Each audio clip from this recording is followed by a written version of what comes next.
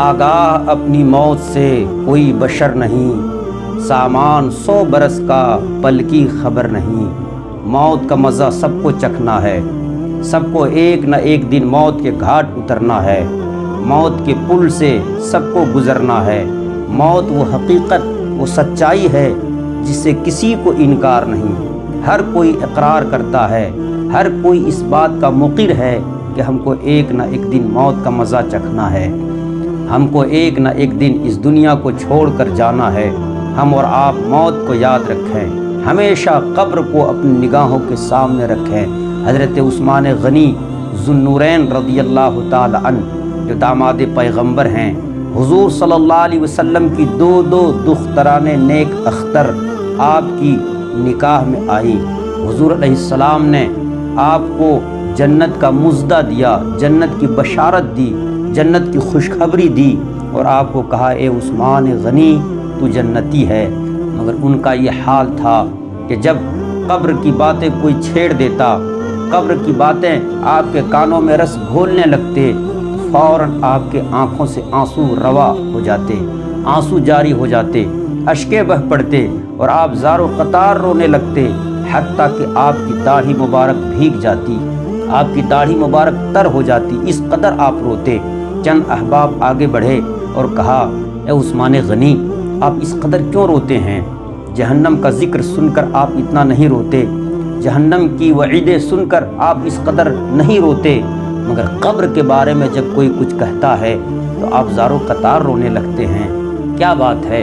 حضرت عثمان غنی رضی اللہ تعالی عنہ نے ارشاد فرمایا، سنو یہ حقیقت ہے کہ حضور نے مجھ کو جنت کی بشارت دی ہے، یہ سچ ہے کہ حضور صلی اللہ علیہ وسلم نے مجھے کہا کہ تو جنتی ہے۔ مگر بتاؤ، اگر قبر میں اللہ تبارک و تعالی جب مجھے منکر نکیر کے سامنے ایک ایک لمحے کا حساب و کتاب لینا شروع کر دے گا تو میں کیا جواب دوں گا؟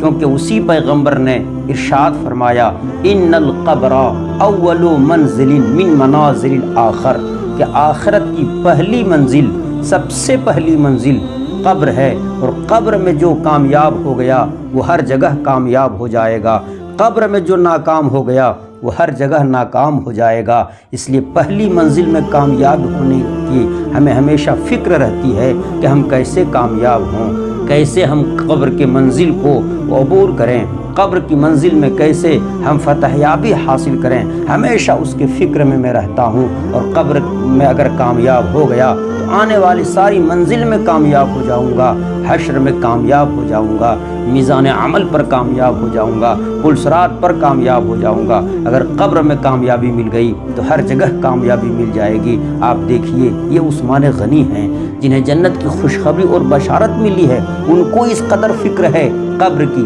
ان کو اس قدر ڈر ہے قبر کا، مگر ہم اور آپ ہیں گناہوں پر گناہ کیے جاتے ہیں، گناہ میں ڈوبے ہوئے ہیں، ہم نہ جانے دن رات میں کتنے گناہ کمائے ہوئے ہیں، لیکن پھر بھی ہمیں کبھی قبر کی یاد نہیں، ہمیں کبھی اللہ اس کے رسول کا خوف نہیں۔ ہمیں چاہیے اللہ اس کے رسول کے خوف میں قبر کے منظر کو اپنے نگاہوں میں رکھیں، قبر کے منظر کو اپنے سینے میں رکھیں، اس کے فکر میں رہیں، اور ہمیشہ قبر سے ڈرتے رہیں، قبر کے کیڑے مکوڑوں سے ڈرتے رہیں، قبر کے عذاب سے ڈرتے رہیں۔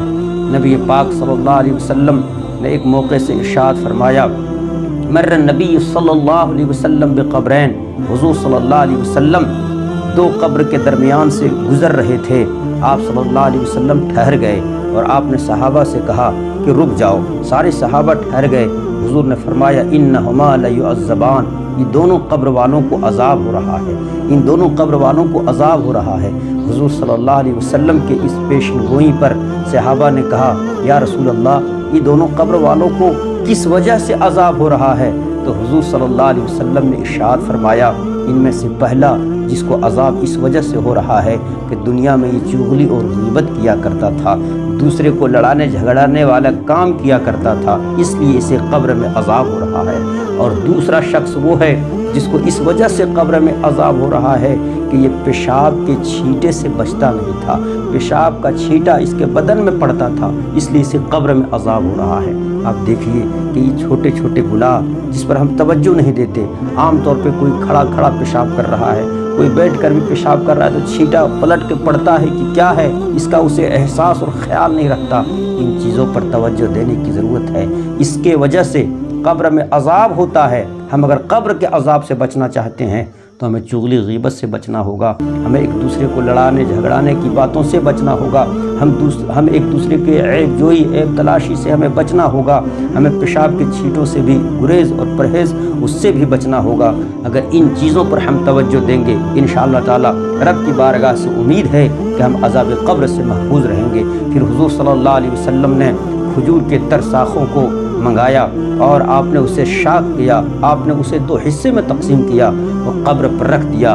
صحابہ نے کہا یا رسول اللہ اس سے کیا ہوگا؟ تو حضور علیہ السلام نے فرمایا کہ سنو، جب تک یہ کھجور کے شاخیں تر رہیں گی اس مرحومین کے لیے دعائیں مغفرت کرتی رہیں گی، مرحومین کے لیے دعائیں مغفرت کرتے رہیں گے۔ میں عرض کرنا چاہوں گا کہ یہ حضور صلی اللہ علیہ وسلم کا طریقہ ہے کہ آپ تر چیزوں کو قبر پر رکھنے کا حکم دیتے اور خود آپ نے رکھا، اس سے مرحومین کو ثواب پہنچتا ہے، مرحومین کی مغفرت ہوتی ہے۔ ہم آپ قبر سے ڈریں، قبر کے اس ہولناک منظر کو نگاہوں میں رکھیں۔ جب بھی کوئی گناہ کریں اس سے پہلے یاد رکھیں کہ اس گناہ کی وجہ سے قبر میں ہم کو عذاب ہو سکتا ہے۔ اگر یہ آپ نے خیال کر لیا تو مجھے امید ہے کہ آپ گناہ سے بچیں گے۔ اللہ رب العزت ہم مسلمانوں کو گناہوں سے بچنے کی توفیق عطا فرمائے، نیکی کرنے کی خوب توفیق مرحمت فرمائے۔